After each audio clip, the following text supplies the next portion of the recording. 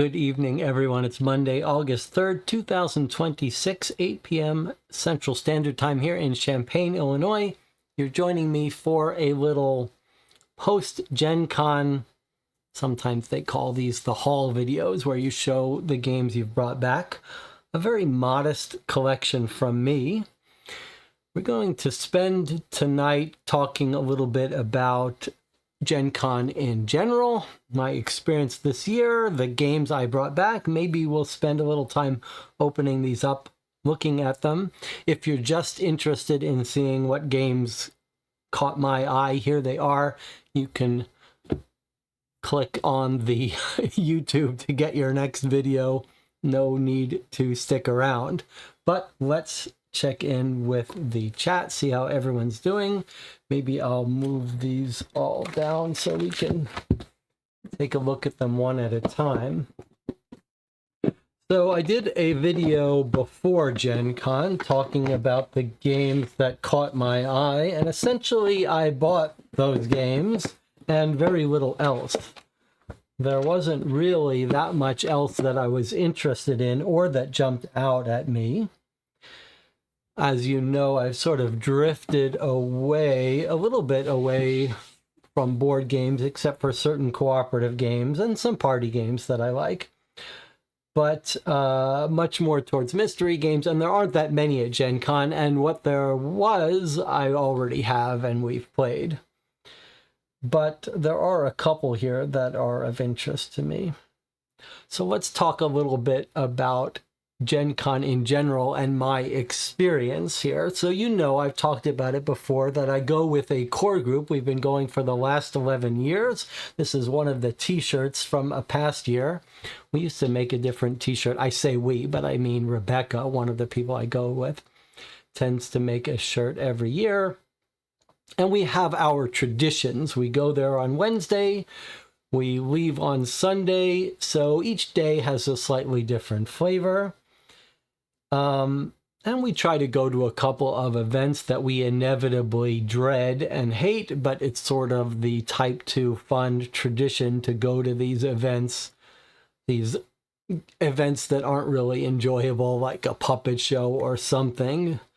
And over the years, I have become less and less interested in the main hall, which is just packed with people running to buy games, and usually you're paying more for the privilege of, I don't know what. Most of these games you can order on Amazon the same day you pick them up, but occasionally it's like the studies with rats and slot machines.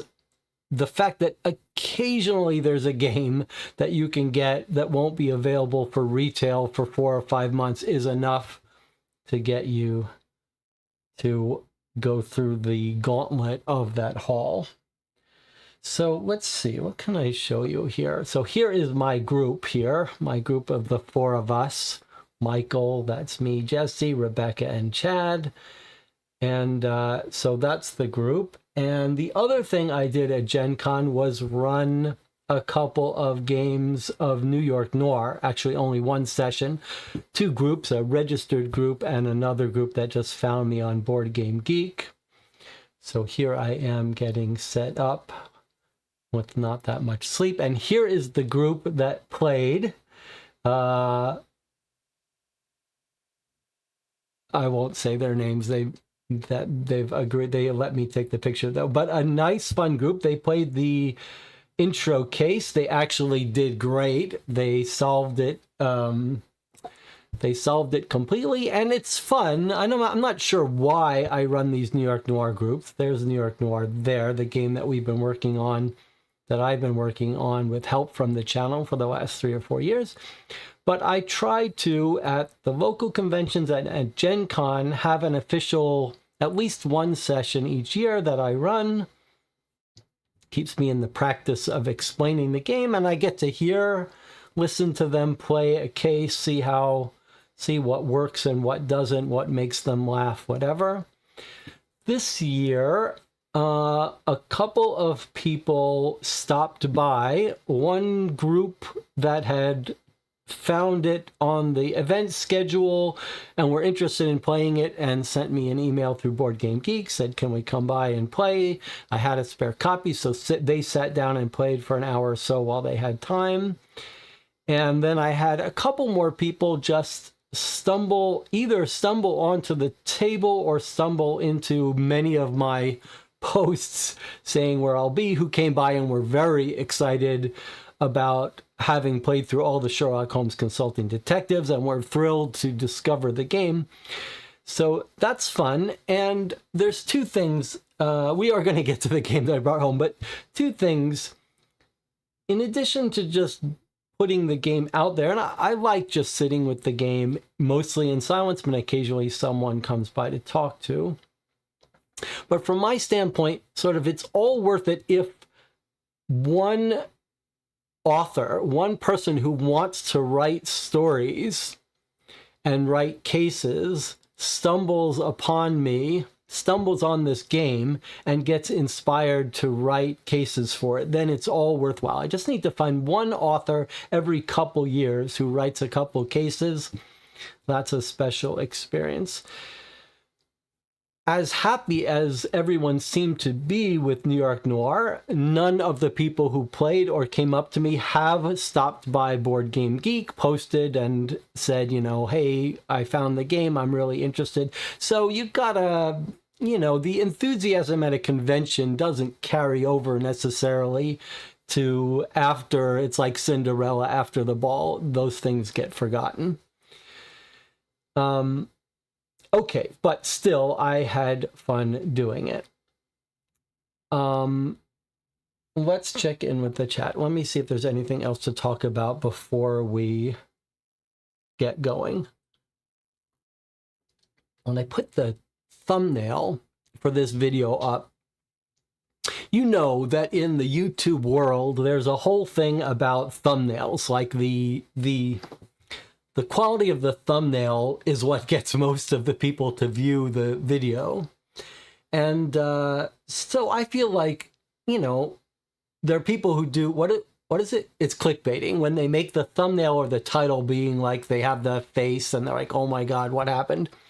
I have the opposite reaction. I'm like, I should make an effort. Like, I try to make an effort that there's truth in advertising to the thumbnail. So the thumbnails are always just a screenshot of me in the middle of playing a game. And when I put the GenCon thumbnail up, I thought, this thumbnail looks like it's pretending that this video is going to be more interesting than it is.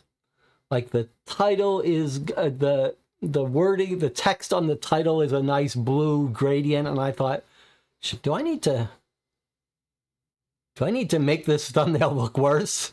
Because people are going to be tuning into this expecting something interesting. Some of the YouTubers come back with tons of games, and they've got video that they've taken of the convention. I don't have any of that for you here today. We're just going to look at some games, so sorry for the false advertising. Okay, anything else to talk about before we look at some of these games? There are two games that we played that I didn't bring home, but that the group liked quite a bit. And I did want to recommend those to you because every year this is a group that likes to keep spreadsheets and notes. And we went over some of the past year's favorite games. And I think everyone, all four of us, had the same favorite game that we played. So when we go to Gen Con, one of the things we always do is we spend a good chunk of time in the Hot Games room. This is a Board Game Geek run library of all the newest games. So if you're interested in trying one of the newest games that's coming out that year, the best way to do it is to book some time in this Hot Games room. And one of the games that we played that the group agreed, all four of us agreed, was our favorite game, was a light card game called Denup. And I think I have it here to show you. So if you are looking for a small strategic competitive card game, this was the standout game for us this year. It's a very simple game. I understand it may be even a re-release with a different name. I'm not thrilled about this name. But it's just a small deck of cards, and you can see the gimmick is each card has a number at the top and at the bottom that's different, right? So like you can see here, this 3 card is a 3 one way and a 4 the other way, and here we have a 2 and a 9. Okay. And you can find videos of groups playing Denup. In fact, I think maybe you can find a game night group video playthrough, which is my favorite board game group to watch play games. That's Lincoln and Nikki and Aaron and Dave. And okay, so what do? It's a card shedding game. That's a term of art, board game term of art. That means you start out with a hand of cards, and the first person who gets rid of all their cards wins the game. So the gimmick with this game is when you get your hand of cards, you can sort them, but you can't flip them. Whatever's facing up is what you've got in your hand. And then there are ways to get rid of cards and ways you're forced to take cards back in your hand. And when you take cards back in your hand, you flip them. So you've basically got ways to get rid of cards, times when you're forced to take cards, and then ways to flip the cards. So you can play a set of cards like 3 3s or 4 2s, etc. When you play them to the table, the next person can play. There's rules what they can play, but if they're playing the same number of cards, it has to be higher than you, and if they do so, you have to take your cards back into your hand. If it goes around one round, then you get to permanently get rid of your cards. And you can do other things. You can play a card on someone else's set. You can flip your whole hand around, and you can play one card onto someone else's set. I said that. Okay. Anyway, but the interaction of things you can do creates some very interesting strategy. Like, when is it good to play a high set? What's the odds that you're going to get it bounced back into your hand? And then most interestingly, when should you be trying to get those cards in your hand rotated around? Higher numbers are usually better because they're harder to sort of trump by the next player, but sets are good, and getting rid of a card in someone else's set means it can't bounce back to you, but you can only get rid of one at a time. It's a very clever little game with very simple rules that feels like it's got that thing you want in a game where you play it the first time and you're like, I don't know how to win this game. I don't know what the right strategy is. And you finish playing and you think, I'm starting to get an inkling of how to play this better. 2 to 5. I think this is a game I would really recommend. I think you can pick it up now at Amazon or wherever your local board game store for 10 or 15 bucks. I think this is a little bit of a winner. The other small game that I didn't bring home that I wanted to recommend for a more laugh, fun party game is this one. Feels like this game you could make on your own, but okay, this is a game called Cork. And the way it works is, I don't know what you would call this, a little bit of a dexterity party game. So you take turns being, in this, what we're looking at here is like a 5-player game. 4 players have their corks on a string on this little mat. And the other player is being the person who's rolling and revealing the dice with this cup. And you rotate, take turns doing that. But essentially what happens is you shake the dice, you drop them down with your cup above it, and then you lift up your cup. And if the total is 7 or they're doubles, then and only then do all the other players try to recognize that and yank the string with their cork off that mat. And then the player who's doing the dice has to try to capture as many as they can before they can pull their cork off. So you can see that cup goes onto the other mat and tries to capture them. And then there are points. Basically, you get a negative point if you get captured. And then the dice roller gets a negative point if they mistakenly try to capture, or if they try to capture and everyone's pulled their cork away. But it's what you want in a party game. Lots of laughing, lots of a little, you know what, it has a little bit of flavor of the game Spoons, if you played Spoons, where the reaction time moment is that fun moment where everyone's like, should I go? And you get people pulling away just because their instinct, they see someone make a move and so they pull. It's fun to watch. It's fun to watch. It's fun to play. Very quick. Lots of laughter when we played this game. So I think this would be the party game that I would recommend from this year. So you got one party game, one very quick, elegant, clever strategy card game. All right, any questions before we start looking at the games that I picked up this year?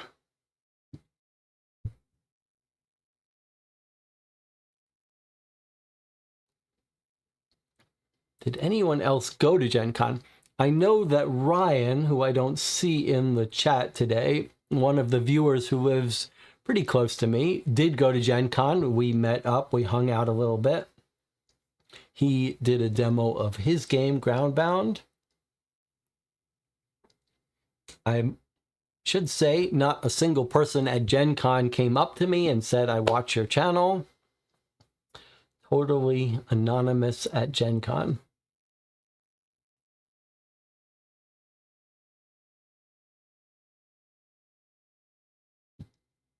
All right, well, if there's nothing else, we'll start looking at some of these games.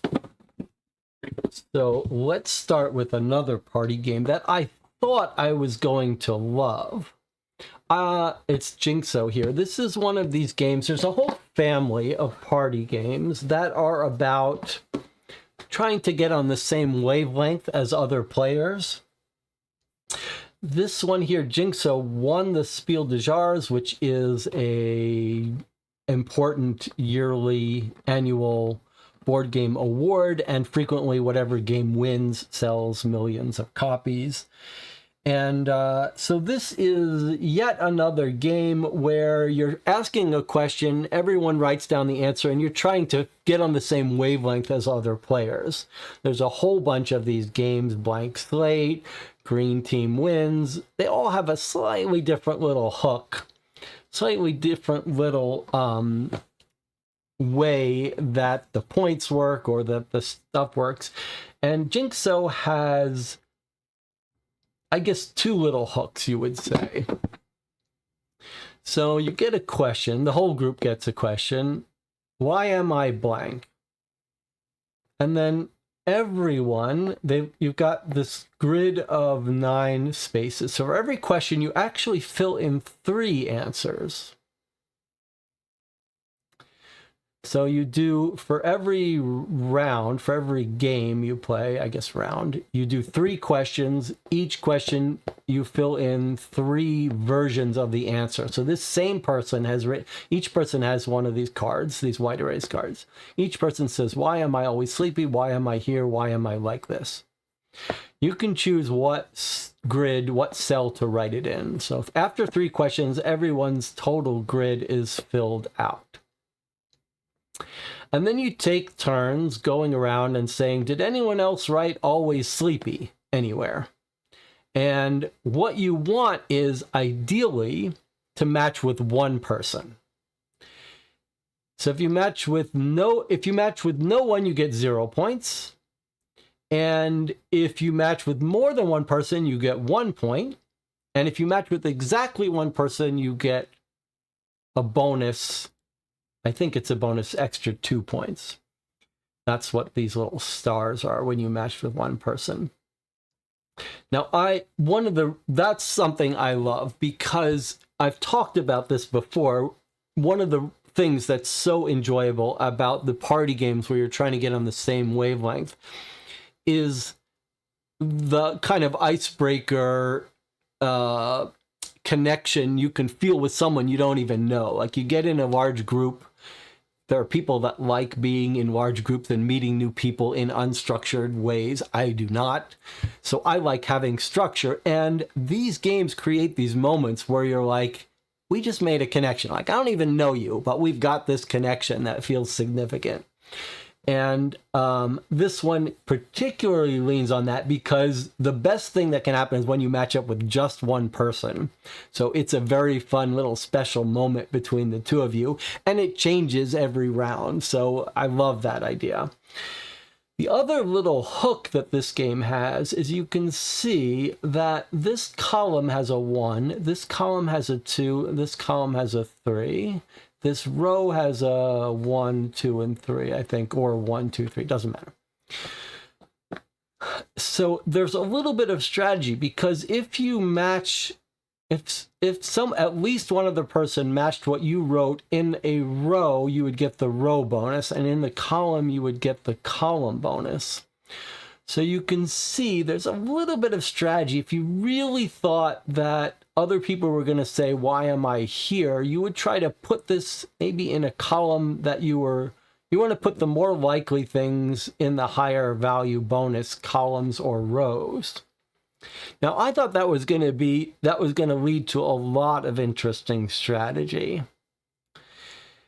In our 4-player game, it was very hard to predict what people were going to say, and so that strategy didn't come into play that much. I think, though, as you played with a larger group, it would happen more often, and you might, in fact, find that people who are good at strategizing where to put things would edge out other people. So especially for people who like a little strategy in their party games, I do think this one has that potential. Is it that much different than any of the other games? I'm not sure. I mean, it's the same vibe, but I do like it, but I didn't love it.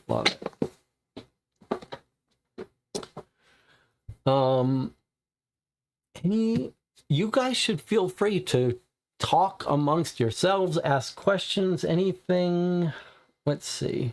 Okay, well, I'm just going to keep going. You shout out your questions when you have anything to say. Okay, now, what is this? This is a game I talked about. It is King of Tokyo. Let's see, do I have a better screen? Okay, now, I am a huge fan of King of Tokyo. It's an old game by Richard Garfield, and it's a re-theme of King of Tokyo. Now, King of Tokyo has released in several editions and got a little complexity added to it over the years. But it's essentially a very straightforward game that is a sort of competitive take that, but it's structured in a way that it feels more like a light push-your-luck party game. And it's one of these things where, you know, a very long area control game that's competitive creates lots of stress in people, including me. Like, why are you attacking me? It feels stressful to play such a competitive game. This game doesn't feel stressful at all. The games are very quick. Essentially, it's this Yahtzee mechanic where on your turn you roll a bunch of dice, you get to re-roll as many as you want a couple times, and then the dice trigger. Some heal you, some get you energy that you can use to buy special cards, some get you victory points, and some attack other players.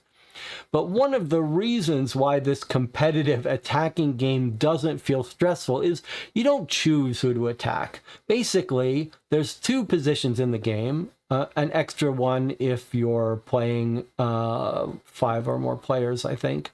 But essentially, all the monsters are either outside of Tokyo or inside of Tokyo.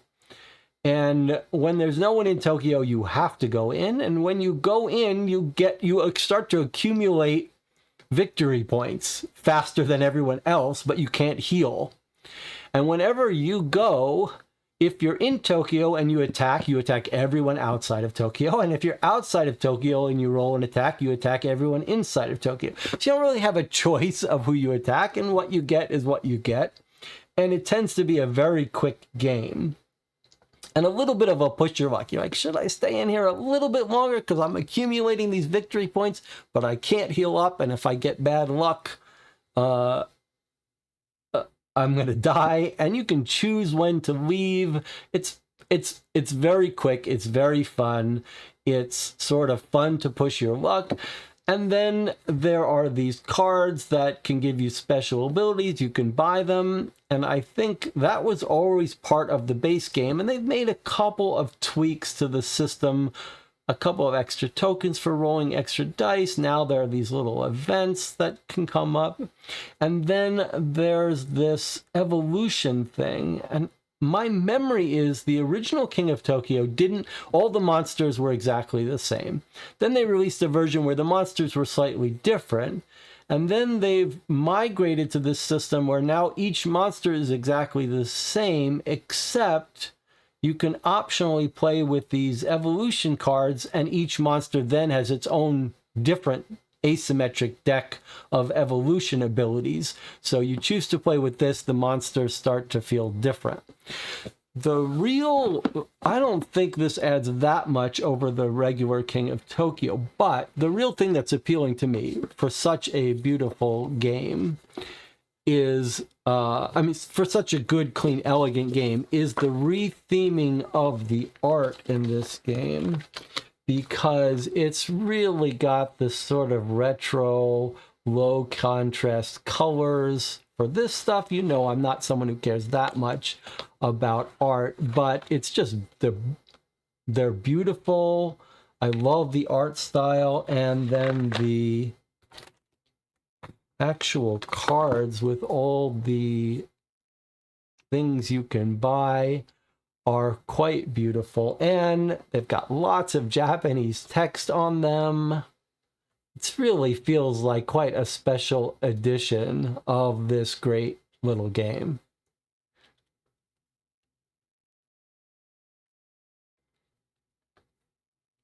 That's Mothra. You ever watch these Japanese Godzilla movies? This is just, but I mean, look at the art style here. It's all feels very consistent art, and the colors are beautiful. It's just a fun thing to look at while you're playing these games. Okay, so these are these are the special abilities you can buy. All right, so if you've never played King of Tokyo, this feels like the edition to get. And if you have played King of Tokyo, maybe this is worth picking up just because it's such a beautiful version of the game.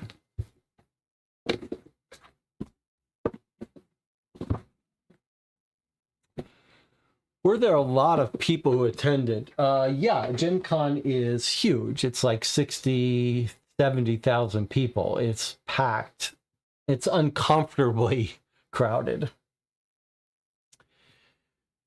All right, so the next game that I went specifically to try to pick up was to pick up The Crew. This game is available. I'm not sure that the King of Tokyo is available, but this one is absolutely available now. It's, what is this? Maybe the fourth version of The Crew.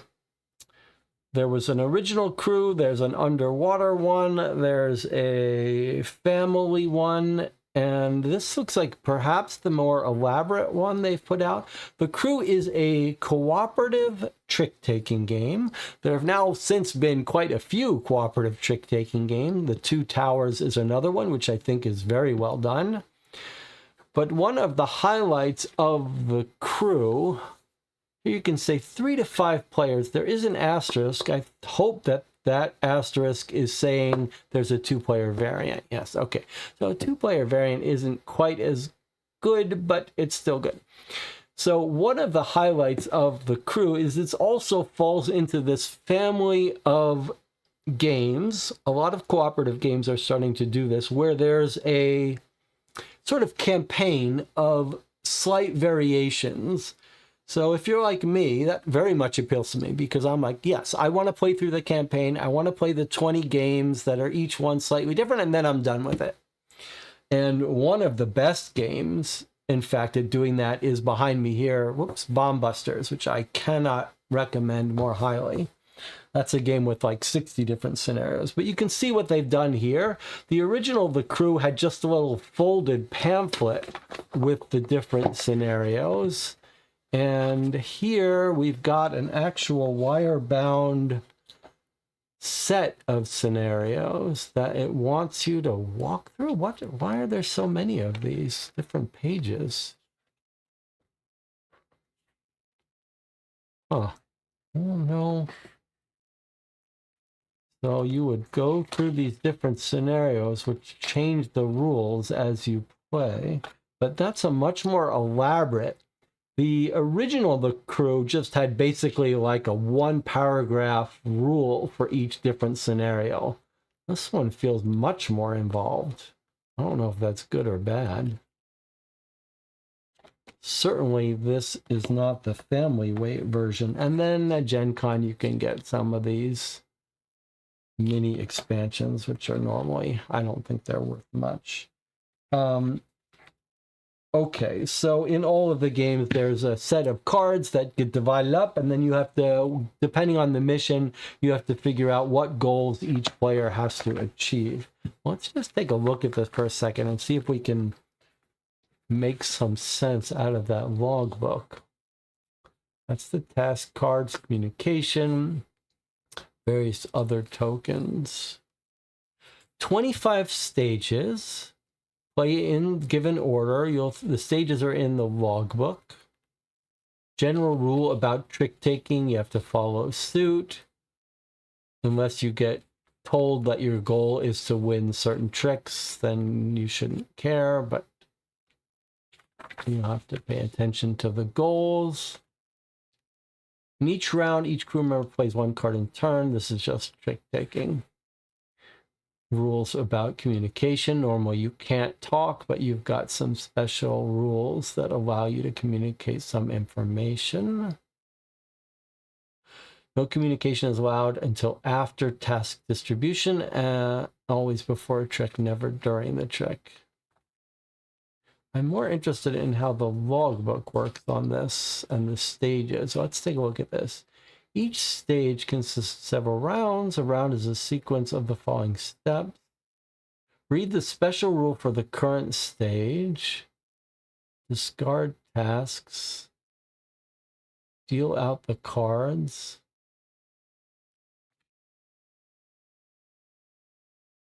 Move the time marker and the crew marker. Some stages, special rules. 25 stages. Each one is outlined in the logbook. You start each stage by placing your crew marker on the space in the logbook. So a little bit of theming here. And so here we go. Here would be stage 1. You would start your group here, and you have to travel through these stages. Complete a task, you advance on the stage track toward the airplane. If you fail a task, you stay put. More difficult tasks allow you to move more spaces. The time marker moves one space toward the airplane after each task, regardless of whether you succeed or failed. So maybe you have to catch up. The time marker might advance if you fail, or you might get ahead of it.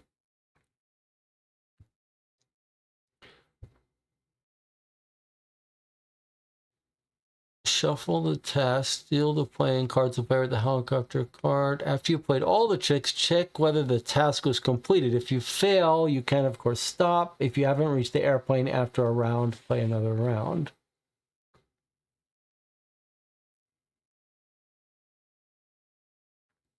Standard tasks have difficulty.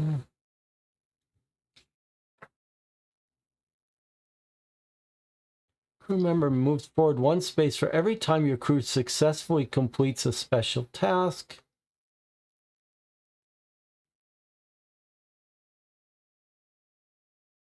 So, in a 4-player game, if you've played all 10 tricks and 4 of them did not contain a 1 or a 2, that's your assignment here. So you have a task that tells you how far ahead you get to move if you achieve it.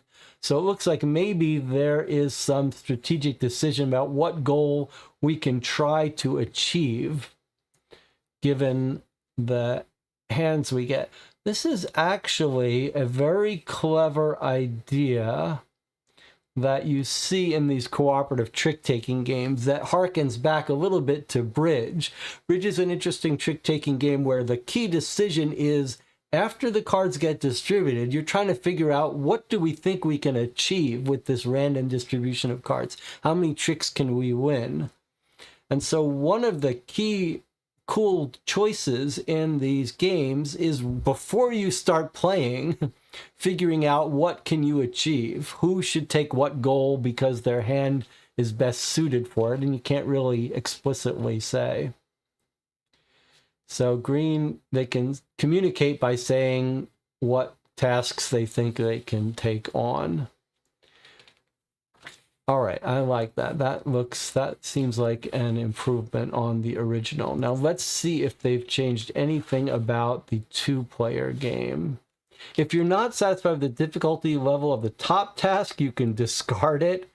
I like this. I think this is actually very clever, to lean on the idea of deciding which tasks the group can achieve based on the random hand distribution. That's actually very clever, because it helps offset the idea that you're randomly getting these starting hands. Depending on what you get, there are different things you'll be able to pull out. Different players will be able to win more or less tricks. So being able to smartly predict what you can achieve based on the hand is actually very smart. Okay, then it looks like there's some other interesting decisions based on the kinds of routes here.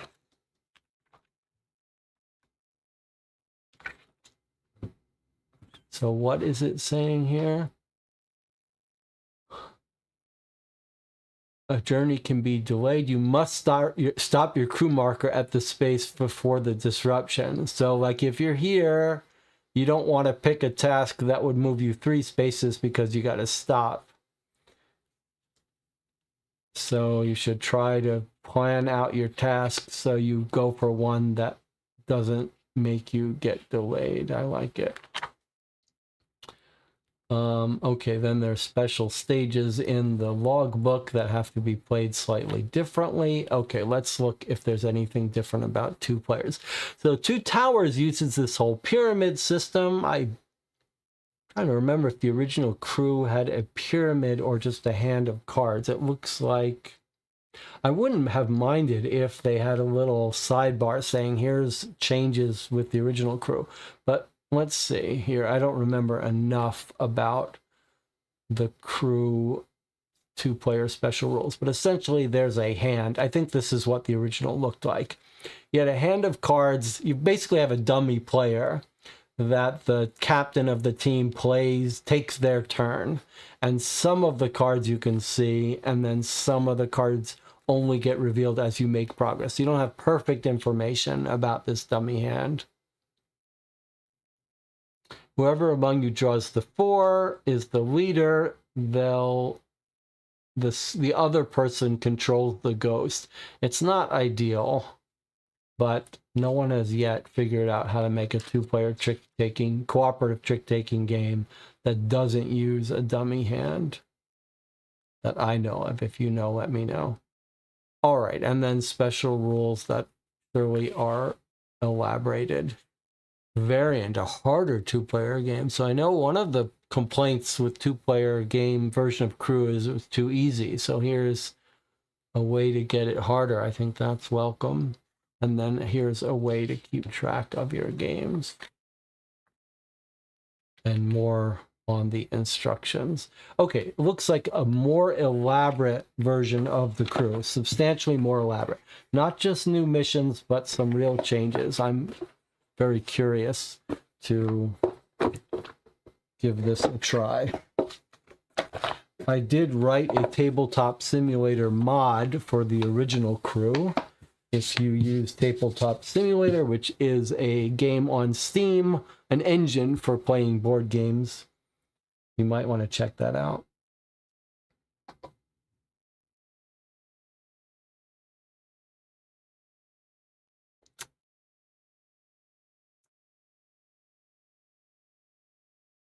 Okay.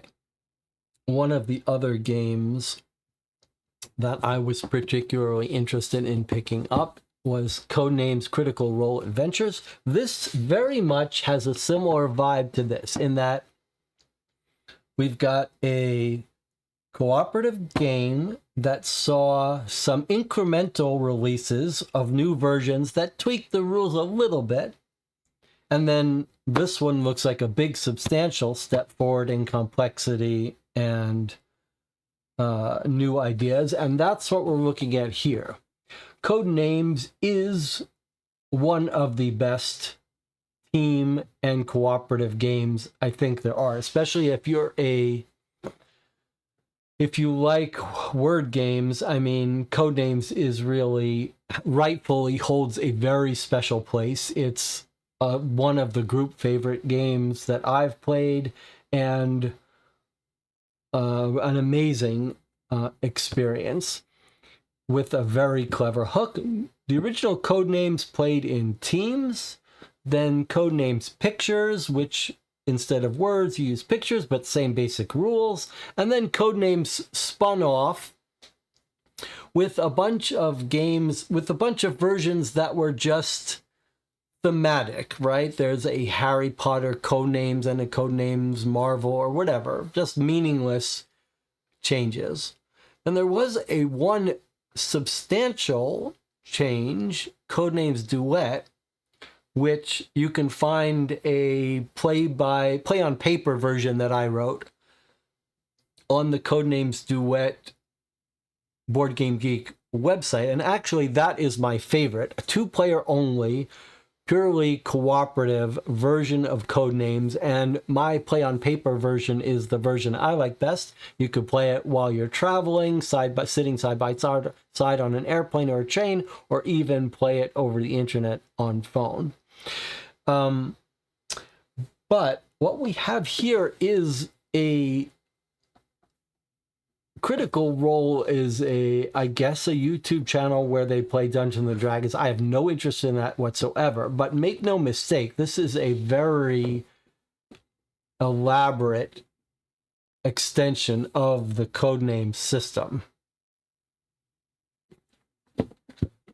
And if you look at it, you'll see how different it is. So here are the normal Codenames, including a nice big version if you want to play it at a game store or whatever. There's app. I mean, Codenames is well regarded as one of the best. But now look at how elaborate this is. These are extra sheets that came. So in this game, you're meant to play a full campaign. This was a little add-on. You're playing Codenames, but you're playing a full campaign where characters level up between games. I don't know what this craziness is, but here are more of these sheets. Each player takes on a specific character role and can track their progress and their upgrades. We've got maps to track your campaigns. You're basically playing multiple games of Codenames and leveling up as you do. So, I mean, this is all new to this Codenames thing. This is not your normal Codenames. Now, on the face of it, I'm not sure that's a great idea. I don't think this is going to replace Codenames. You can see the cards are just like Codenames. And here we've got, well, this looks a little similar. They're assassin space, but items perhaps you can get, but lots of differences here. So I still think, I mean, the elegance of Codenames, it's hard to say you really should be messing with that. But as an alternative, if you love Codenames, This looks like a much more elaborate experience. So it looks like the base Codenames is the same. If you've never played Codenames, you should try it. It's really quite amazing. You've got 2 teams, but this is not going to be in 2 teams. This is going to be cooperative.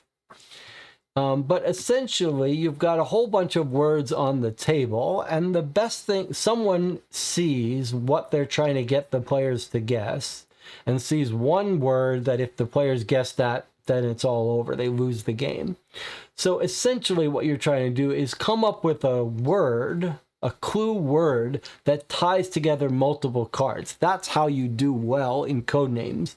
You cleverly connect words so that you can say, you know, space 2, and someone said, well, meteors in space, so that could be one of them, and what's the other one? And then there's some very clever little subtleties to it, how you're trying to avoid giving them a clue here, but it's really a wonderful experience when you play as teams.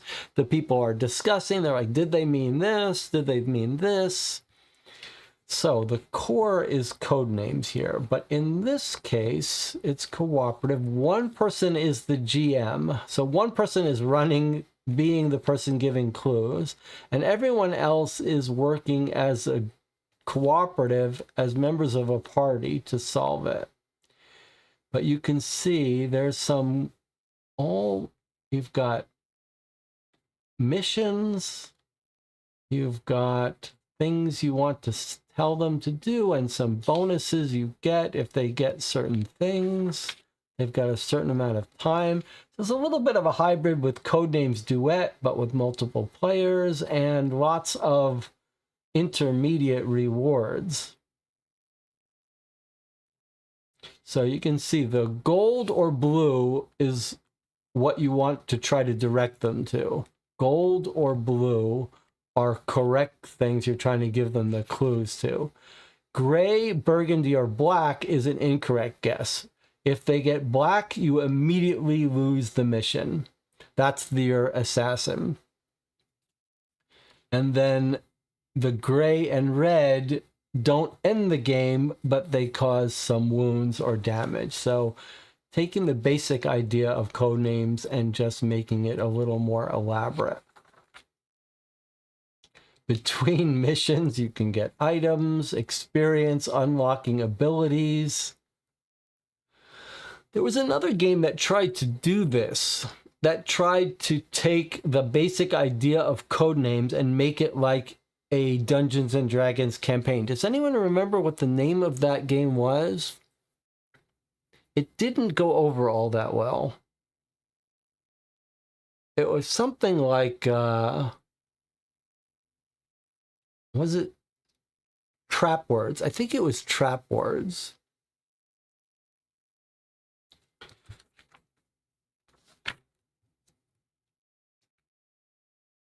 Every time a hero says roll the die, I don't love this. Like, I don't want dice rolling in this. But look at this, deduction tokens can be used in multiple ways when their ability, there are 2 gray words on a specific space. You can try to, it's almost like give me a 50-50 chance. Items, special abilities. Each player has some special abilities. I am very curious about this. Very curious about this. Now, and then there's some expansions. Now, I'll tell you what, one thing, I want to look at one more thing before we continue. I want to see if, here's the campaign book that you would play through missions. Pretty neat idea. I want to see if you could play this 2-player. Let's just see this for a second here. Choose 3 heroes, so no matter what you play, each game you play is a mission. One of the players is the GM, so you can take turns between missions. Each mission is part of a larger campaign over multiple sessions. Okay. A party always consists of 3 heroes, regardless of how many people are playing.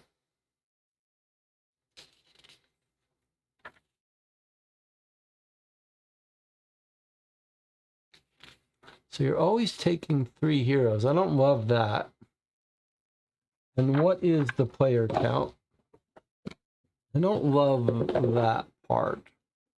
That you've got to play with 3 characters, each with their own thing. Okay, but you can play with 2. All right, very much looking forward to trying that.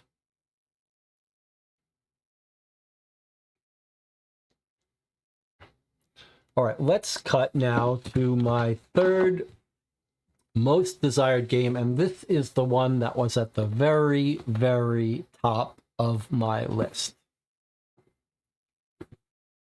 Forbidden Legacy. So, if you go on this channel, you'll see some reviews of Forbidden Jungle, but before this channel, we've played through all of the Forbidden games. Forbidden Island was the first. It is Matt Leacock's baby, the Forbidden series. There's Forbidden Desert, Forbidden Island, Forbidden Jungle. There's a Forbidden Spaceship one that I really dislike with some electronics. I think Forbidden Jungle is my favorite. It's a little more chaotic, and then Forbidden Island the first. But these are basically games that have a pandemic vibe to them, but are experiments with different little mechanics. And then there's Four Doors, which absolutely feels like it was meant to be a Forbidden something game, Forbidden Doors, and got sold to someone else. So these are smaller games that look prettier, that have more of a table presence. Forbidden Island has these 4 cool looking 3D miniatures.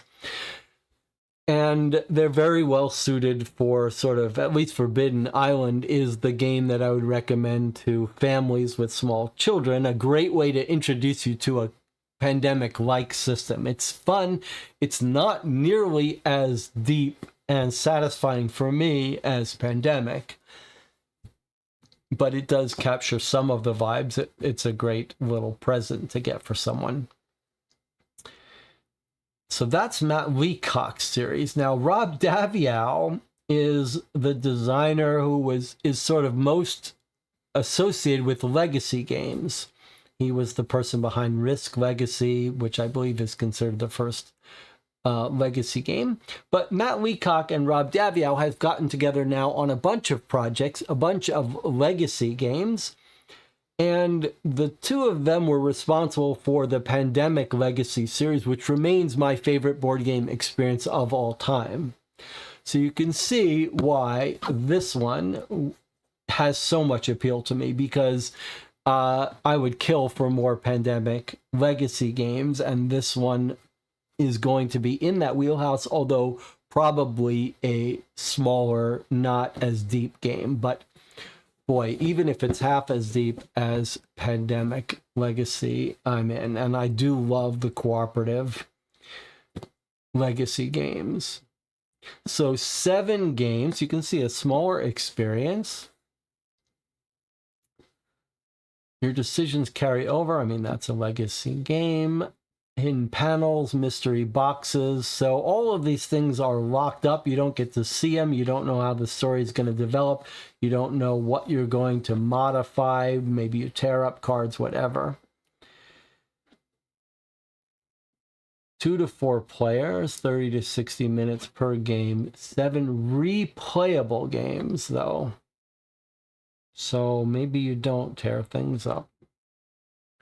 So I think we're going to look at this a little bit. I'm not going to obviously open anything that would be a spoiler, but this is what you would see when you first play. If you don't want to see anything, then you can just stop watching now. Let's take a look at this. Do not open any of the boxes until instructed. Start by reading the chronicle, which is this. So that's what we're going to do. We're just going to look at this for a second. Now, I thought this was going to be a tiny little graphic novel, which is how it sort of gets sold as. But let me just put that aside for a second. So here we have a rule book that you would read ahead of time. And if it's like any other of the legacy games, we should see, I guess we don't see, often in the legacy games, the rule book will have blank spaces for new rules that come out. I don't see that here. That's interesting. So we got a whole bunch of boxes that we wouldn't open until we are told, but this looks like just where you would save your progress. Let's just take a look. So it's a pretty substantial box. This one also quite substantial. Almost nothing. Quite substantial. So it looks like 4, 5, 6 boxes or so. And we've got cards and stuff. So, but what I do want to look at is this for a second, because I took a quick look at this and it was a little bit surprising.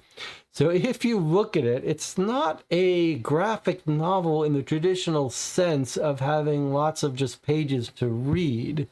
What you'll notice is it's like hard cardboard.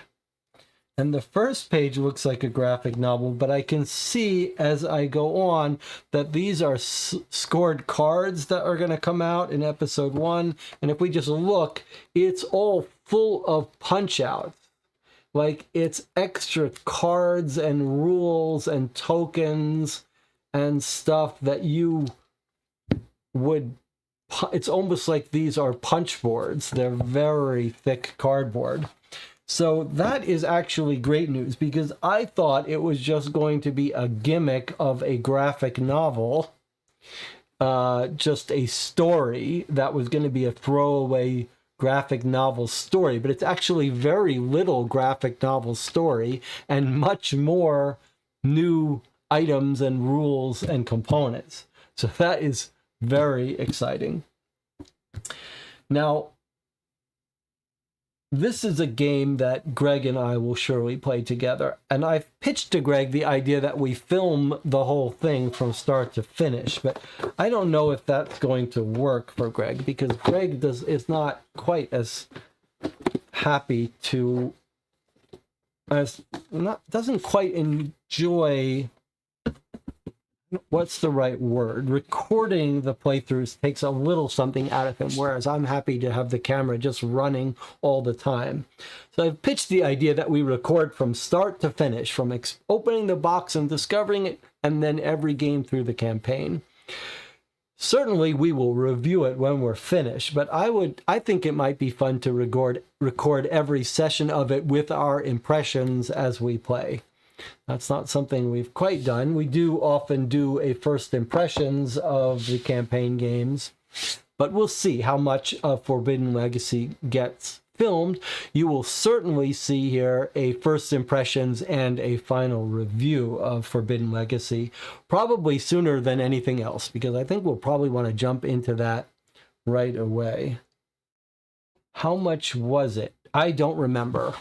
All of these games I just basically purchased without worrying too much about the cost. I mean, Forbidden Legacy was a no-brainer. However, this is a great opportunity to thank the Patreon supporters of this channel. Lots of these games I would be buying no matter what, but I just backed another game on Kickstarter that I thought would be fun to play on the channel, and it is the Patreon supporters of this channel that make it possible for me to pick up games and pick up the deluxe versions of games and some of the expensive games in ways that I wouldn't be able to do without your help. And you also make it possible for this channel to be completely unencumbered by any relationship with any publisher or worry about free copies. So you guys make it possible to run this channel in a way that is so enjoyable, and I'm so grateful to have your support. And if you're not prepared to be a Patreon supporter of the channel, that's completely fine, but I hope you will join me in thanking those viewers who have been willing to support this channel. All right.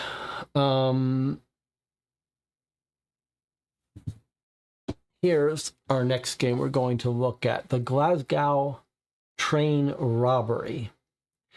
This is a cooperative game that is only 2 players. It's a 2-player only game, which I like the sound of. It's part of a series that's going to be recreating famous real heists. And you can see it's got a very distinctive style, asymmetric roles between the 2 players. And we talked a little bit about this before I went to GenCon, so here is a little exclusive little add-on.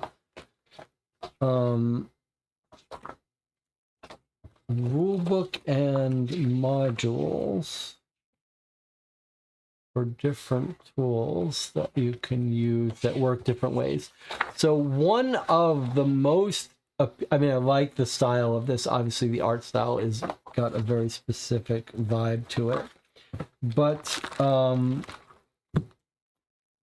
one of the things that is most appealing about this is the unusual nature of the game. Let's take a look at the rulebook for a second. So as I understand it, most of the cooperative games that you'll run into follow a pandemic style of challenge. And typically that will look something like a player goes and then the crisis of the game goes, whether that's a fire advancing or in pandemic, the disease is spreading. It's a very sort of give and take. Every turn, something's getting worse, and you're trying to accomplish some goal while you're putting out little small fires. But occasionally we get cooperative games that try to do something a little bit different. And I believe this is a game where there isn't a crisis going on every turn. This fits more in line with the idea of a deadline and that you're sort of unencumbered by what you do, except for the fact that by the time the deadline comes about, you will have had to have prepared very carefully in order to pull off the thing. And here we are doing this heist. Let's just take a look at some of this and see if we can't stumble on what's special about this game. Cooperative game for 2 players who must coordinate perfectly to carry out the heist without being caught. One of you will assume the role of coordinator. The other will be the operator. So a very asymmetric 2-player game. We've seen a couple of these actually. Apollo, there's an Apollo game where you've got very different roles. Maybe Sky Team, the roles aren't that different, but that's another great little 2-player only cooperative game. Oh, that's actually quite a great one. Let's see here. So it's a real heist we're trying to pull off. Inspired by historical events. Does not seem to glorify crime. We've got a small board. There's a train coming that you're trying to prepare to rob. It's like a little bit of a bag builder. I want to read about the round structure. 20 operator action cards. Okay, very asymmetric, clearly. Operator randomly places one of the plan 5 cards in the designated space. Coordinator does something completely different. They have their own deck of cards. Plan orders. Each player draws 3 cards. Fill the bag with tokens. Coordinator takes 7 tokens. Divides them into groups. You may now begin the game. Okay, let's take a look at what the game structure looks like. It's played for an open-ended number of turns. The game ends if you manage to solve the 5 plan cards. The coordinator must solve the first 4, the operator the last one, before the train arrives in London. If you do not solve it in time, or leave too many clues behind, you're caught. At no time during the game can you talk to each other and share information about your plans. Okay, that's generally something I don't like. I prefer to be able to talk, but that's fairly common in this kind of game. two very different complementary roles, coordinator and operator. The coordinator is the strategic mastermind. They work from inside, managing resources, planning each step. The operator is the agent in the field, interacting directly with their surroundings. They move along the train tracks, dealing with any unexpected situations. Fascinating. Okay. Each member of the gang has special skills. Got different characters with different skills. You've got a train coming down the train track. Pretty clever. Pretty neat. Okay, planning cards. At the beginning of the game, randomly draw 5 plan cards. Each card affects a certain part of the board. Action cards. I'm really more interested now in the flow of the game. Lasts as many turns as needed until victory condition or defeat condition. Okay, so they choose to do things. Play a card. During the game, you can't talk. You can say 2 or 3 keywords, huh? Move.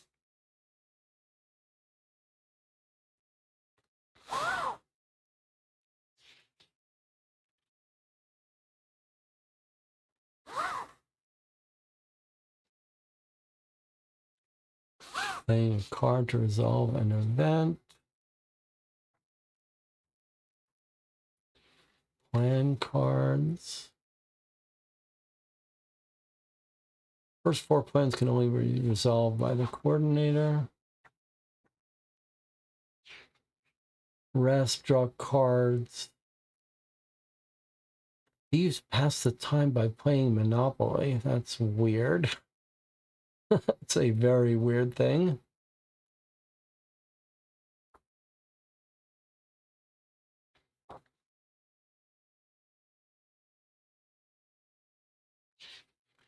But I believe it looks like most of what you're doing is stuff that causes time to pass rather than having a crisis that triggers that you have to put out every turn. And that's quite an interesting thing.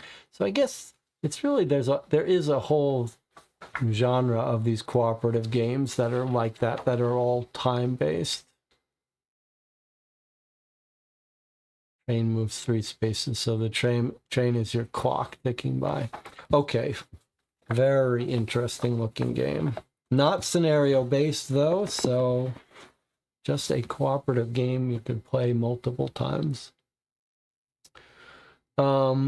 Okay, let's look next at Queen of Spies. Now, Queen of Spies, this is a game by 2 names we know. David Thompson, who did Undaunted, but also was a co-designer with Dave Neal on War Story Occupied France, which I loved. And Liz Davidson has her own YouTube channel called Solitaire Something, and she's also got a new job in the board game industry. And she's coming up with a couple of board games recently. One is Not Quite Ready, which looks like a more classic cooperative game. This is a solo game. So actually, you can see these are from the same company here. This is a solo game. Now, I'm not much of a solo gamer. You can see it shares a little bit of the art style with the Glasgow train robbery. But I'm particularly interested to see what Liz Davidson and David Thompson come up with. Liz Davidson is sort of on the academic side of board game design issues, so I'm very curious to see what she's got up her sleeves. I'm actually a little bit more curious about her other cooperative game that's not quite out yet, which is about, I think, World War II, female pilots. I'm not 100% sure. So I'm not sure, this is a little expansion. I'm not 100% sure this will get played, but maybe we'll take a look at it. Maybe we'll just glance through here.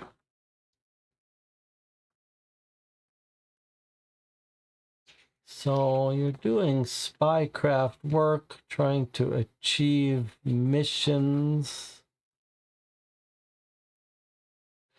This gets at this issue of when can you play a solo game as a cooperative game with multiple players. There are a bunch of solo-only games that seem like they would work just fine as a cooperative game. It's just that occasionally you get into disagreements, and without some system for turns, sometimes it gets a little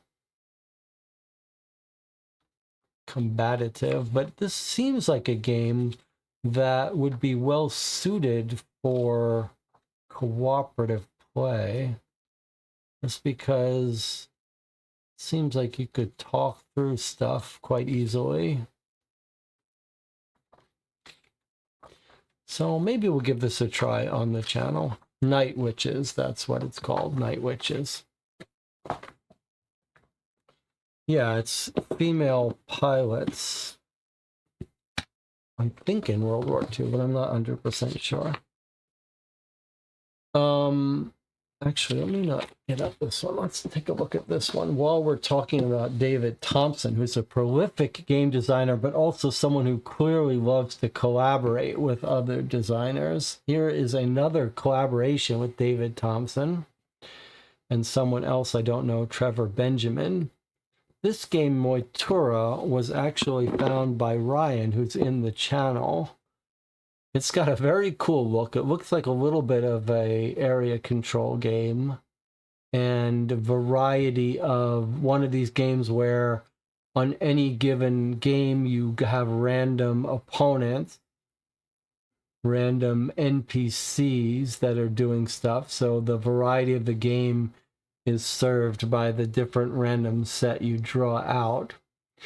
But this is actually one of these games that I tend to shy away from, which is that it's competitive, but with a solo and cooperative variant. I guess that's the variant I'm interested in. Now, whether this is not really going to be a good cooperative solo game remains to be seen. But in general, I'm very suspicious of games that try to be cooperative and competitive variants. Like, those don't normally tend to be great games. You know, they're designed for one thing, and the other one is just an add-on. Like, a game that's really not designed for solo play often has a solo add-on, solo variant that's not very satisfying. And so it remains to be seen whether that's going to be the case here. But I have enough interest in Dave Thompson's designs to give it a try. And the art is pretty beautiful here. Various enemies. So let's just take a look at what this is 2-player only, 2-player solo or cooperative.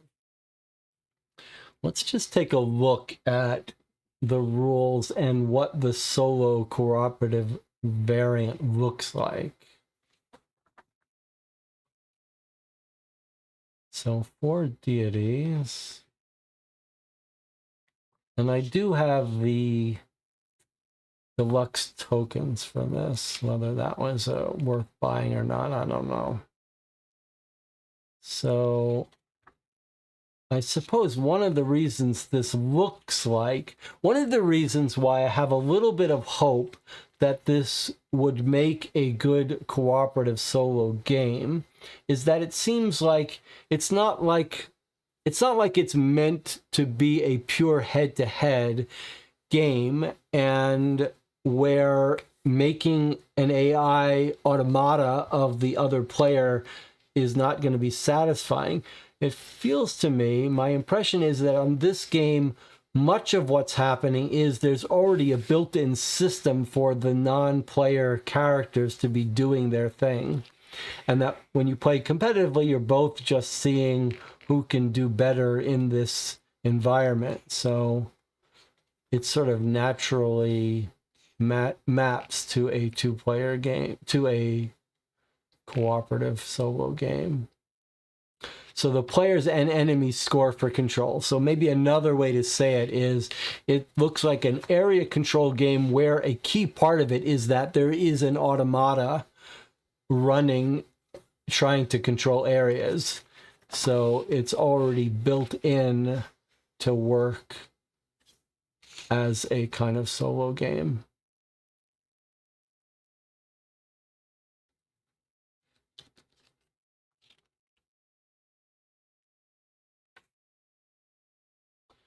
Choose an origin space, a little bit of war game vibe here, yeah.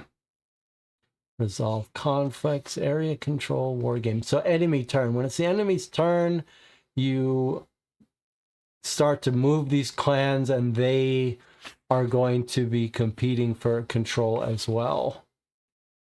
Makes sense. And so you can see we've got these different enemy clans that are going to be trying to control areas on the world. Sea serpents, banshees. There's a little expansion.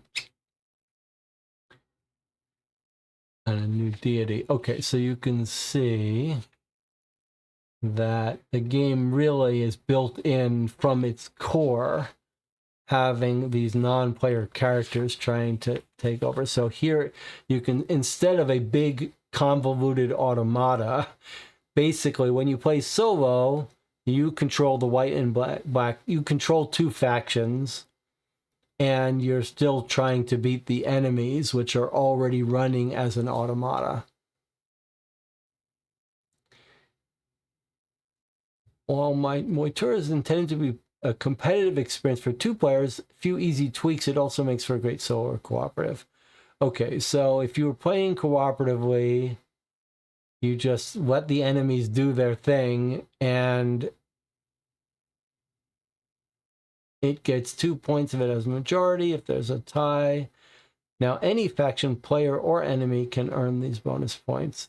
Solo player or cooperating players win if the enemy faction has the least points compared to the white and the black scores. So yeah, a very natural cooperative variant or solo variant.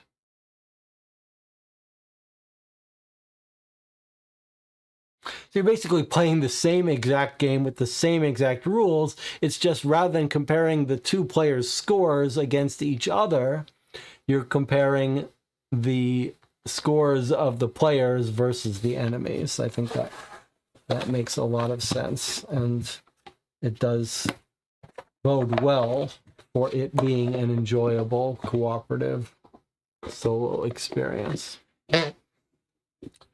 All right, so I only have one more thing to look at, which is this Fragments little demo envelope. We talked about why Fragments is of interest, because Fragments is a game series designed by Johan Servais, who is the creator of the Guilty series, which you can't see. They're just off screen there. Guilty Houston, Guilty Monaco, which I loved. I loved Guilty Monaco, and another one that's only in French. So I'm very curious to try this out. However, there's a bit of a, you can see it's called a narrative adventure. That part appeals to me. What doesn't appeal to me, however, is the discussion of this as a kind of jigsaw puzzle-like games. And you probably know there are a bunch of attempted jigsaw escape room games. They're like a whole separate genre, but I'm not really into those. So this might not quite be for me. I've seen the mock-up of the full game. It looks like they're drawers and much more substantial. But I thought we would open this together and take a look at what this actually is. So this was a free little demo or booster, whatever that means. So the full one looked like big drawers like this in different missions. Okay, do not read me yet. Read the other leaflet first. Let's just take a look at this, and then we can talk a little bit more. This booster serves as an introduction to the basics of gameplay and mechanics of fragments. Spoiler alert, do not look at anything until instructed. For now, just unfold this leaflet to view pages 2 through 5 and start reading it. All right, let's take a look. Welcome to Greenhouse Adventure. Start by taking the adventure book, punch, and the punch board wallets. Leave the punch boards in their wallets for now. That's what this stuff is. This promo uses symbols known as commands. Whenever you come across an unfamiliar symbol, refer to pages 2 through 5, read what it means. No need to read them in advance. Commands can be found in the adventure book and on puzzle pieces. Some are hidden in the artwork. Always use your logic. We're now ready to begin. Read the first page of the adventure book. Okay.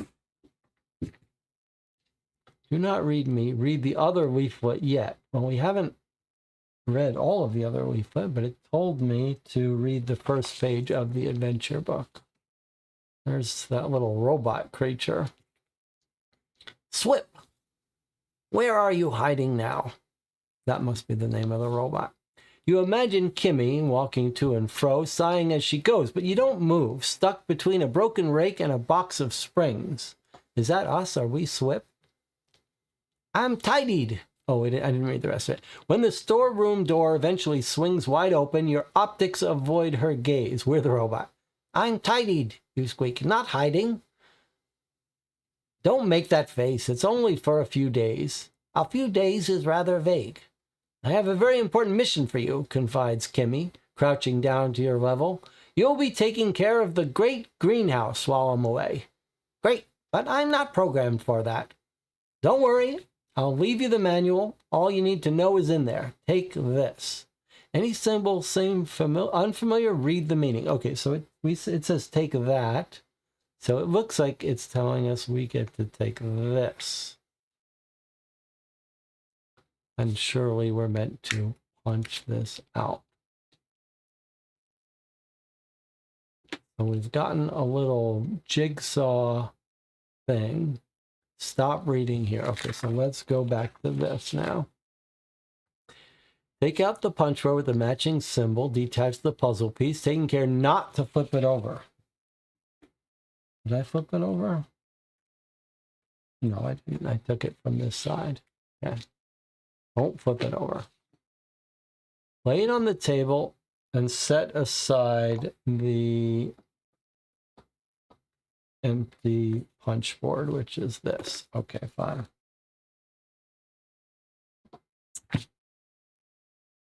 When you pick up a puzzle piece, don't flip it. You may only rotate it for now to join it to the other pieces. Flipping a piece without permission can reveal information too early, spoiling the rest of the adventure. It's in its starting position. Each piece will have its symbol shown in white at the top corner.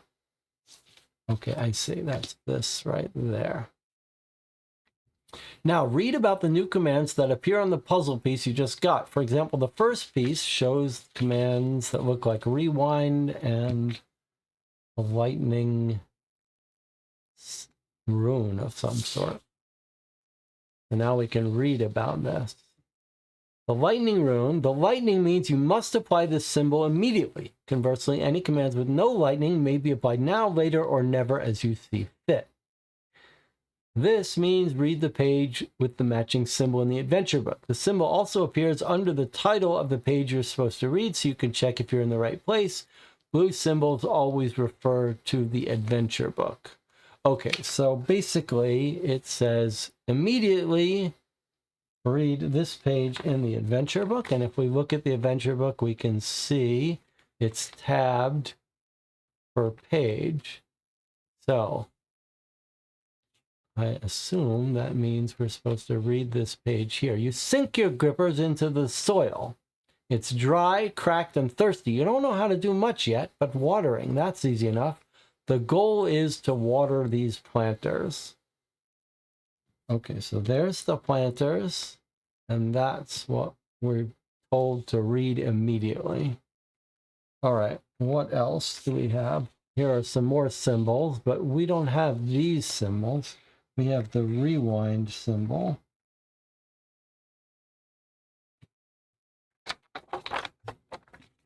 Where is the rewind symbol?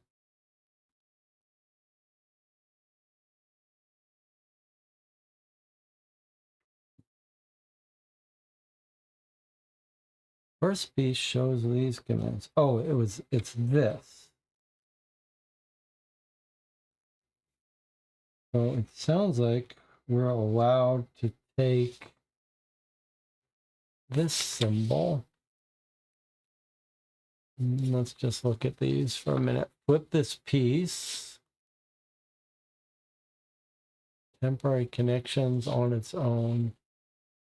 Now that you have, no, we're not supposed to. I guess I'm supposed to take this out. All right, so don't flip the card, but we can rotate it. Okay, so here is another card. It looks like this is going like this. And now we've got a new command, which was this one we were just reading. Flip this piece to reveal the other side. If the symbol spans several tiles, it must be complete to take effect. When it is, it applies to all the tiles it covers. Don't confuse these two. If the edge bearing this yellow symbol is enjoyed to another piece, you may. Okay, so when it does this, it means we have to connect it. But in this case, it's not. So we don't have to do this now, but if we want to, we can flip it. Okay, and then we could flip it again. So we could keep flipping this if we want. This one has something on it. All right, so if a piece is temporarily joined to other pieces, flip it on its own. Note you can separate these pieces whenever you want. Okay, so these triangle connections here are temporary connections. We can put it together, we can take it apart, and a flip happens separately. But if it's a puzzle connector, like a traditional jigsaw puzzle, they're permanently joined. You're not allowed to detach them. Okay, and then this is telling us the rule about if it's joined. If it's joined, then we can do these things, but not if it's not. Detach them, discard the piece. Wow, okay. This, okay, we see this on our card. On its own, the symbol has no effect. It will be described later.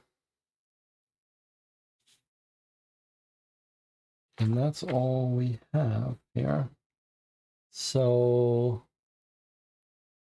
we flip to this. We've got these two left. We're done with this box. But we have these two.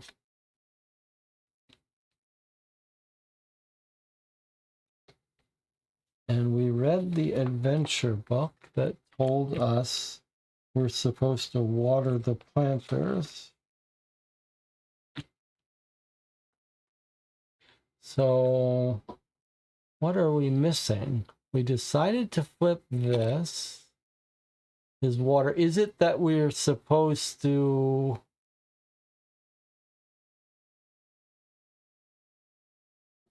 I mean, we've got this. We're told that this has no effect right away. But this says, now that you have a square, Pink, you're able to decipher all commands. Keep going. But where did we get the square? I don't see the square, Pink. I mean, it's here, but... Oh, here, I see. It's hidden. This is a symbol hidden here. So we flip this over. I guess it was here too, on either side. So now we're going to get this one out. Aha, I see. So now we have access to this. We are allowed to flip it. I see. When it's on this side, we have this.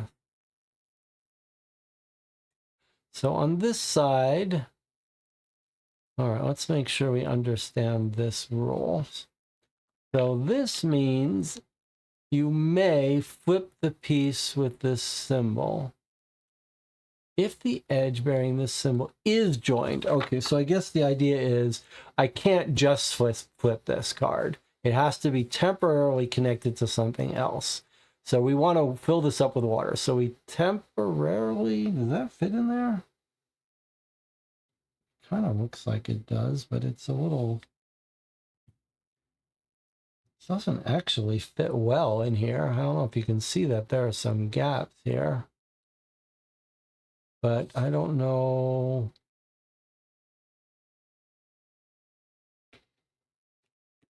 I don't know. I'm going to assume, for the sake of this, since this should be filled with water, that it's saying this is connected. We are allowed to flip this one freely. Could it go here? Ah, there we go. Okay, so here we go.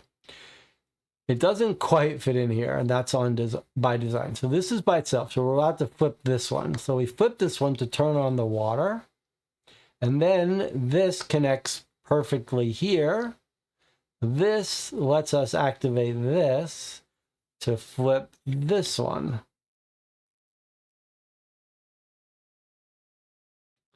Doesn't look like it's perfectly fitting, but we don't care about that. We've now filled the watering jug with water. And now this is what we're going to connect to this. Not quite.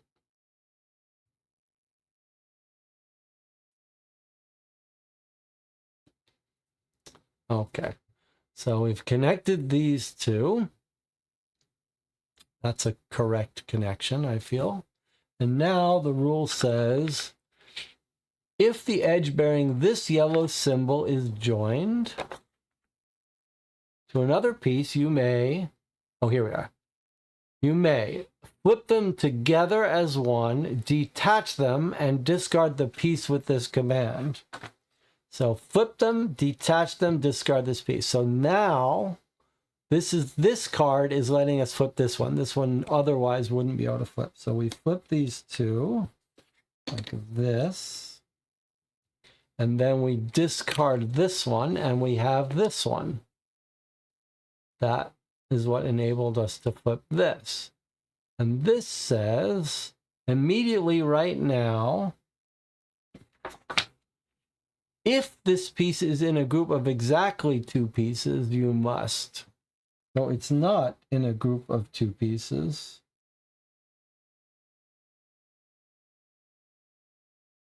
Is it because I shouldn't have thrown this one away?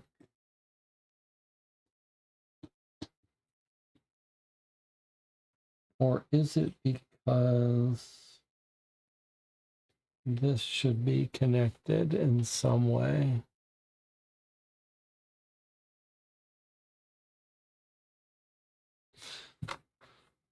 Let's go ahead and assume that this is correct.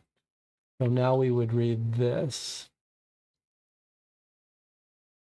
You slowly exit your sleep mode. The greenhouse's humid scents waft through your gears as your optics scan the pathways. Deep inside, a spring suddenly pulls taut. Kimmy's not here. She should have come home by now.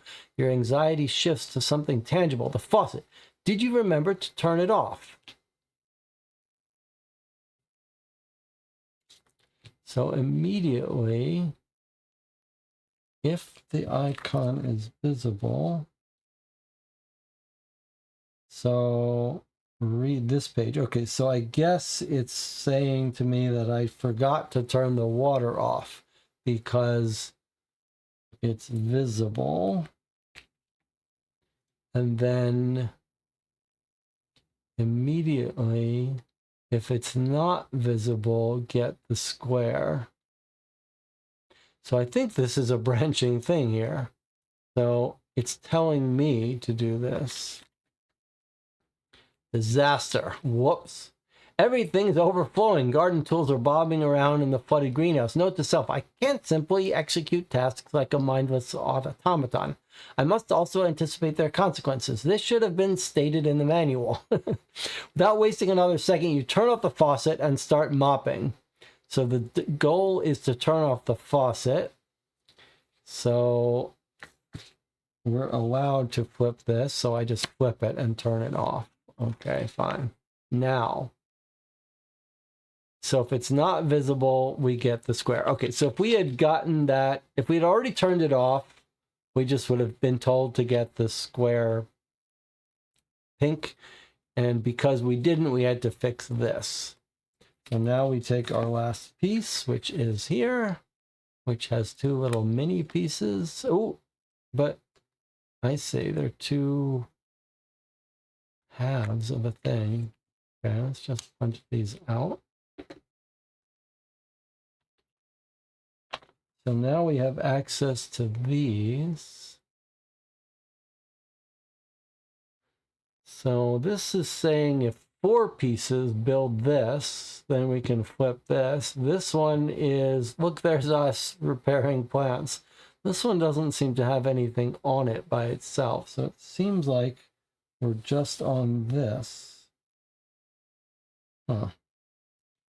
Okay.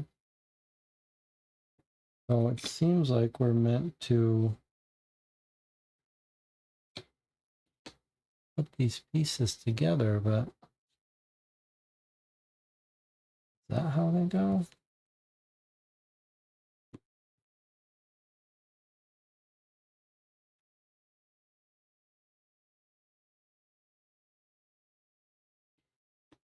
I mean, okay, that looks like that. And then maybe this goes here. Okay, so I've assembled 4 of them. I don't think we have to worry about that. I think that's still legal. Although, yeah. So as a reminder, if this piece is in a group of exactly this, you must. Okay, so this is in a piece of exactly 4. So we're going to... Oh, we don't have to must because there's no lightning, but we can.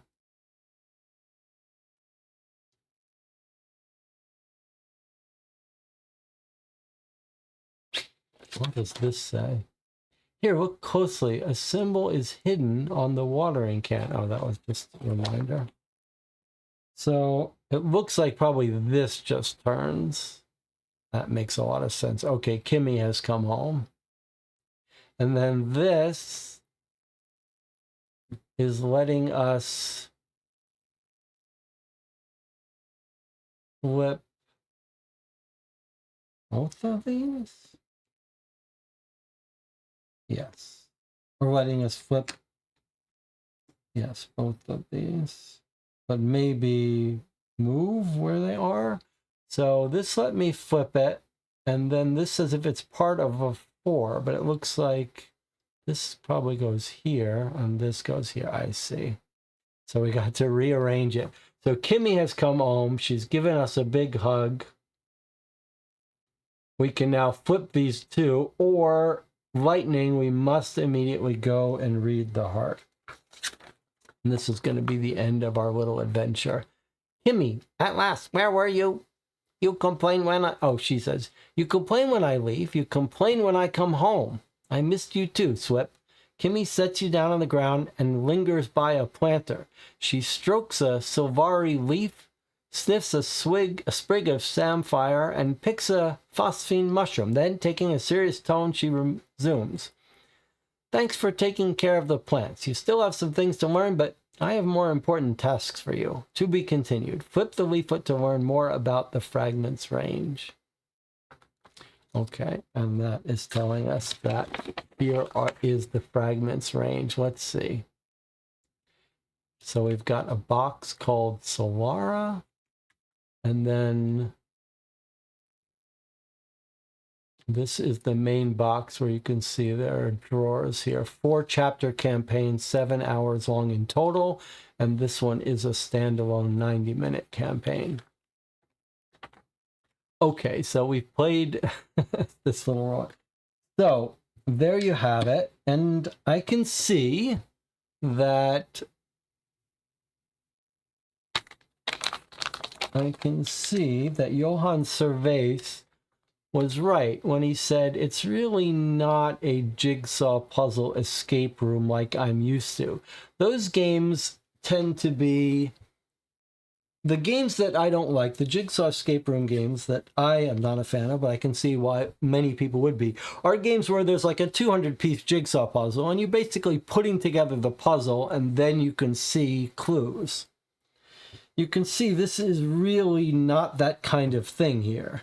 This is much more of a different way to have interacting objects, where you're like, let me combine this with a little bit of visual matching.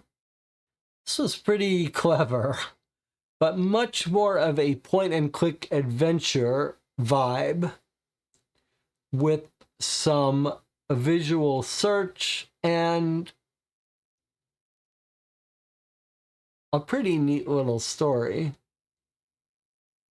but much more of a point-and-click adventure with a different way of combining objects, right? We're used to things where it's like, line up the two cards and then read paragraph 426, like when you line them up, which is something we saw in Guilty. And here we have a different system where you're sort of flipping these cards, which are revealing symbols, which are getting you new pieces, and then things that happen when they're combined in various ways. That's pretty clever. That's pretty clever.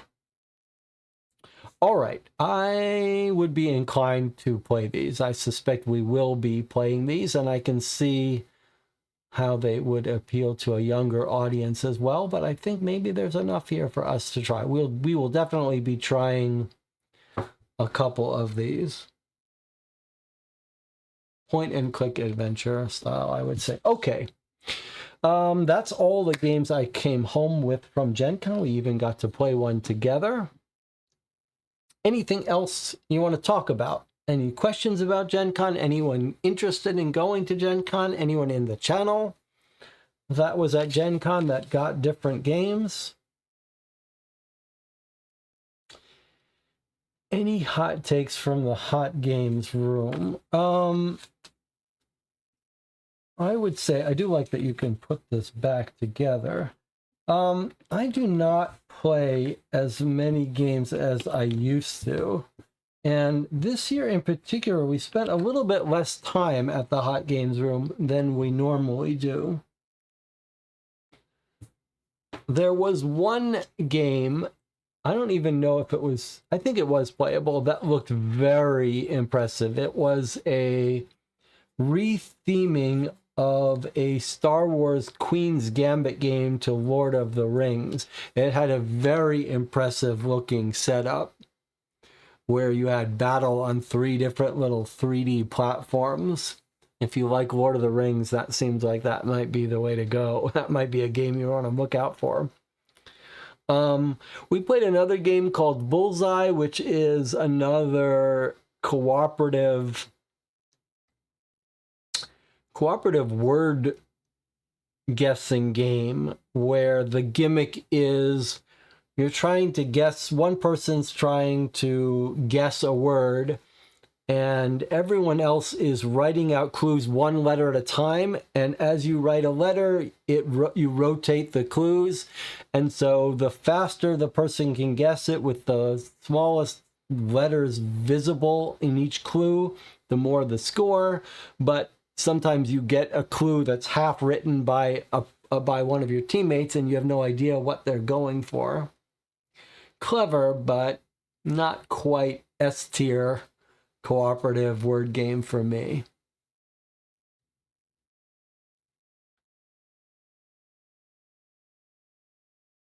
I don't think anything else really jumped out at me.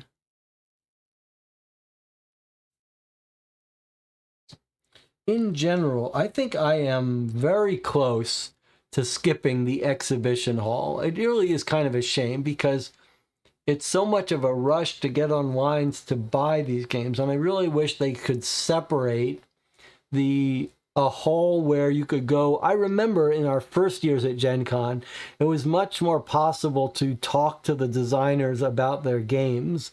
And now it feels like much more of a rush to buy the games instantly and too crowded to really talk. I would not, I'm not sure I would really recommend Gen Con. I certainly wouldn't recommend Gen Con in and of itself. If you've got friends that like gaming and it's close by, you could drive to it a couple hours away, and you can afford to be at a hotel room there, it can be a great way to hang out. And it's clear that one thing that happens at Gen Con is friends who love board gaming, who live far apart, meet up and spend 4 days gaming together. And I can absolutely see the appeal of that. And there's something very fun about being in that environment, even if you're just there to hang out, and you can walk around and look at games. And there are certain events people like it's clear some people go to Gen Con just to play trading games, some people go just to play role-playing games, some people go just to play trading card collectible games, some people go just for the movies. So if you've got a reason, and now there are some writers symposiums and stuff, I can absolutely see going there for that. I guess what I would discourage, though, where I think it's not going to pay off, is if you're just going there to discover new board games, and certainly if you're going hoping to buy new board games, I don't think Gen Con is the right venue for that. I don't think it offers much. For me, because I'm so close to it and I have such a good group of people that I like spending those 4 days with in a hotel room, hanging out with, and we're just laughing, having fun, it makes sense, even though Gen Con doesn't have that much that I'm interested in. I think if you just wanted new games, you'd be better off just browsing Board Game Geek and ordering the games. And I think maybe next year I will skip the exhibition hall and just put in a request that my friends pick up a couple games that I'm interested in.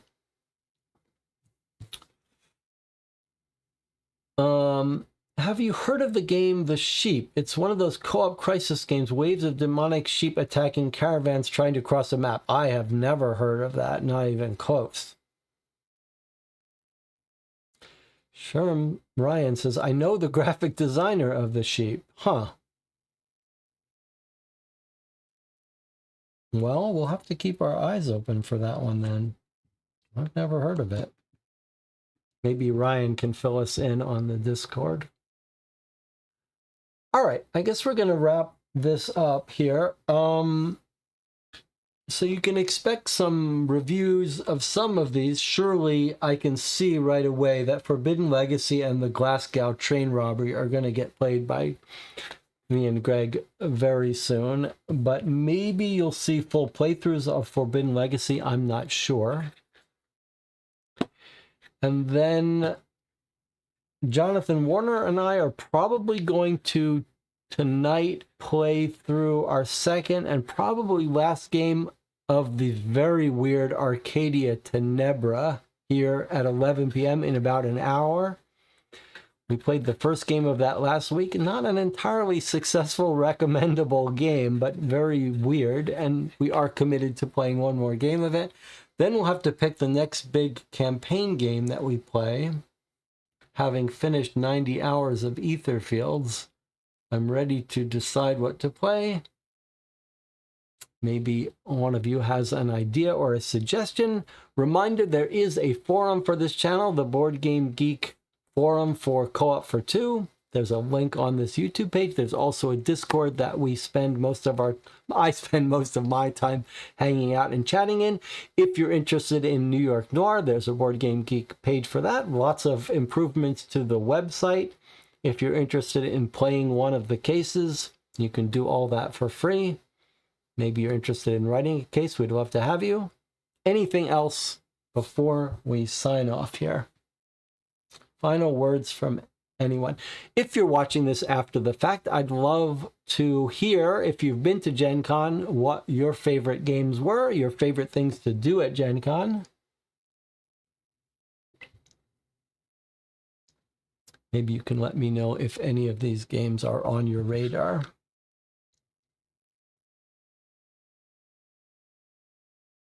Did you manage to attend any writing panels? I did not.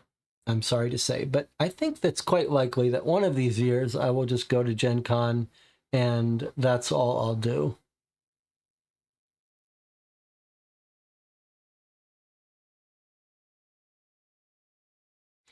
I think I tend to be one of these people that I've got books on writing that I love, some great books. I've talked about them on the channel.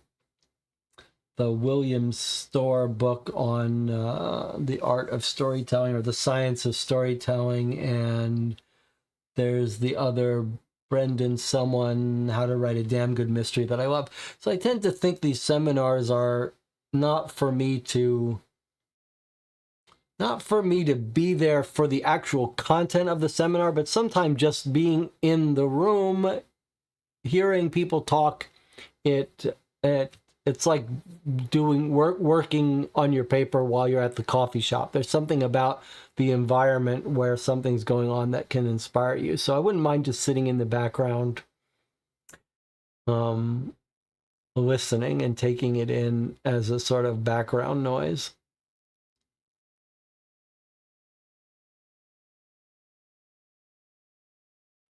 All right, well, that's it for Gen Con 2026. I'll be back again next year, 2027. Thanks for joining me. Thanks for spending a little bit of time looking at the games that I'm interested in. I'll see you next time.